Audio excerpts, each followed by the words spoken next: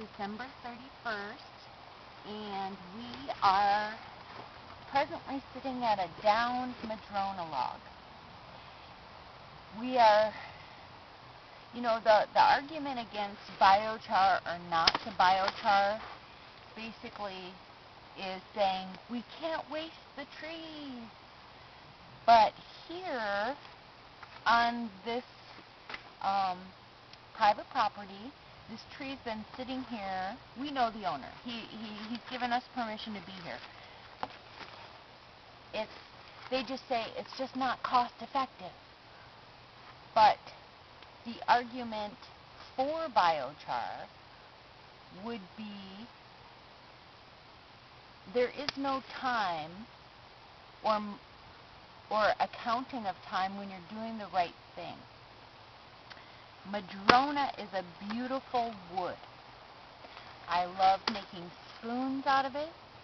It is a beautiful hardwood that after a period of time it turns to silica. And at one of the forums that we attended on biochar, it was said to have a conductive factor in the primo scale, whereas cedar is on the lower end scale. Cedar doesn't make good biochar, but cedar has other uses. So with that in mind, I ride my bike in this area, and we have a gorgeous overpass that I'm going to take you on a visit of. We walk by this tree and we're like, there is no time if you can, it's just like turn off the time clock. Processing this Madrone into little pieces of wood, letting it cure and dry for at least 6 to 8 months. It's been down, so for sure it's dead, but letting it dry out and then make some char out of it and compare it to another raised bed where it hasn't been applied, or do a cedar char test plot, or 5% char dug into the top 4 inches, 10% char, like those sort of conditions to learn what is the right way, because we've already learned that because of the economic financial schemes that have driven the people to work as slaves and not make ends meet isn't a life. It's servitude, slavery, and sadness. It creates unhappiness. And this is a new year coming. We want to make things better. So just look at this gorgeous Madrone. And, the ends and branches make gorgeous firewood. It burns beautifully. I've made hat racks and coat racks out of these branches, these squiggly things. Brian at one time made this big drying rack for me for my socks. It was fun. And it doesn't leave a footprint. So look at this guy. This whole Madrone log is just sitting there. Yeah, let it rot. Look at that. It keeps going. There it is. Huge mama Madrone. Beautiful tree. Beautiful tree. Blueberries are in the same family as Madrone. When it peels at certain times in the year, it makes this paper. Yeah, well, it was still standing when we'd walk by.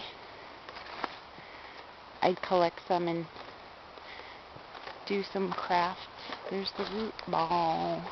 So it just took a dive, and it's been sitting here. We contacted several people on the idea of the project, but somehow it's just not cost effective.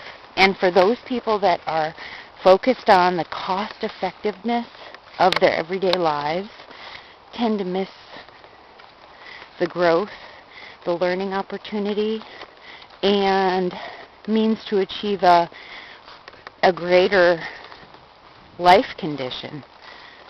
Because when you're running by so fast, no time, what are you missing?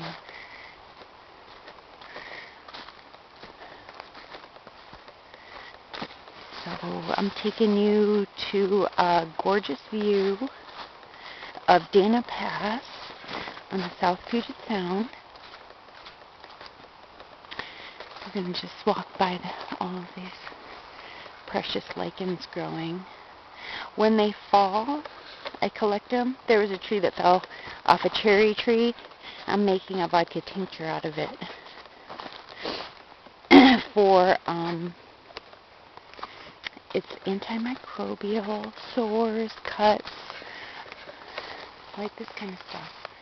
It takes years to grow. All valuable. Oh, here we are.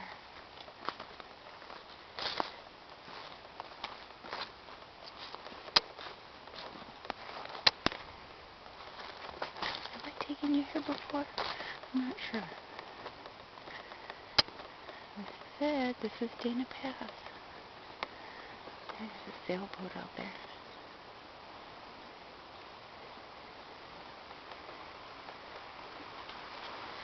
The beach down below. Way down there. Stand behind this tree.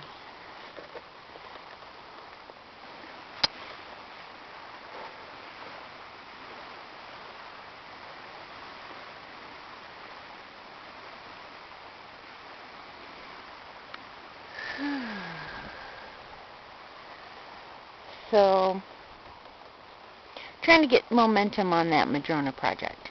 At one time I projected, okay, what would it look like? What would it cost? Build the greenhouse.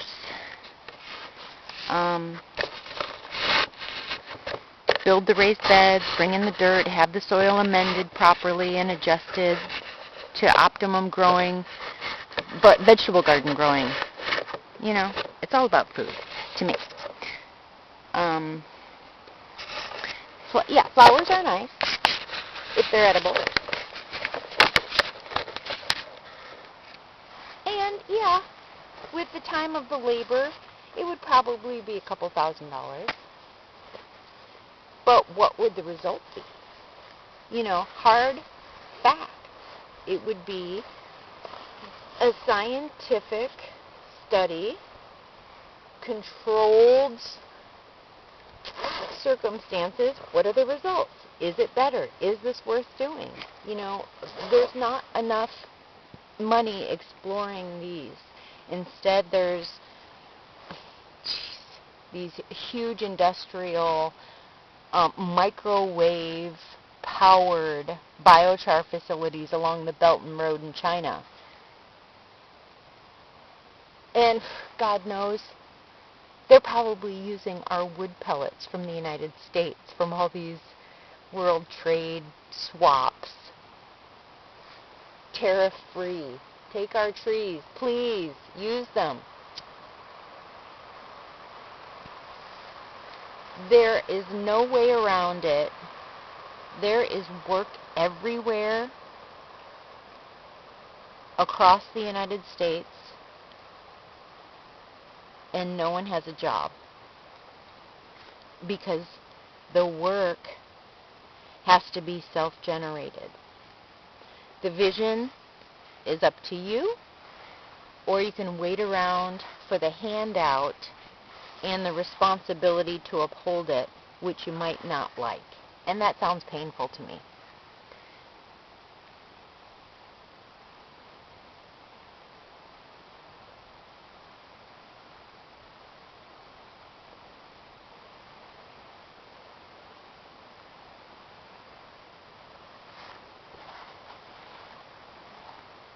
So,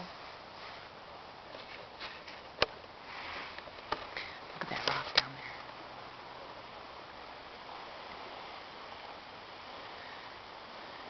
Don't want to hit that in the dark, huh?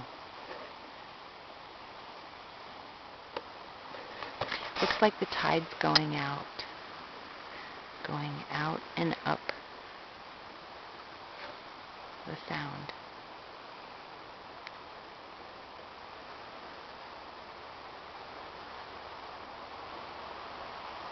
Hear the wind? I'll shut up so you can hear the wind. It's going through all those little fir tips to make that sound.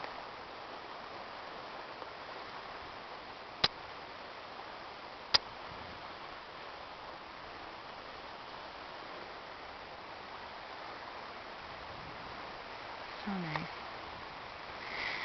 Well, I guess I'm just going to cut it short. That's what I wanted to show you, that beautiful Madrone. The idea is there and waiting, you know. Biochar feedstock is everywhere up here, and the opportunity just lays in waiting.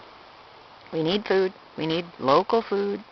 Why not make good food and appreciate the soil's ability to offer nutrients? Why not? It's not so novel. It's just the whole food industry has been overrun. Is that a surprise? By who? GMOs, pharmaceuticals, NPK fertilizers. You know, they overtook it a long time ago. So it needs to be taken back. It needs to be taken back by individuals on your own terms. If you can't do the work, you cooperate with someone who can do the work for you and make it worth their time. Because food, water, shelter, all of those things everyone can have, and not relying on government. Because once you start relying on government, it's government that's going to overrun you. So, Happy New Year. I hope you enjoyed this glimpse of heaven, and we'll see you next year. Bye.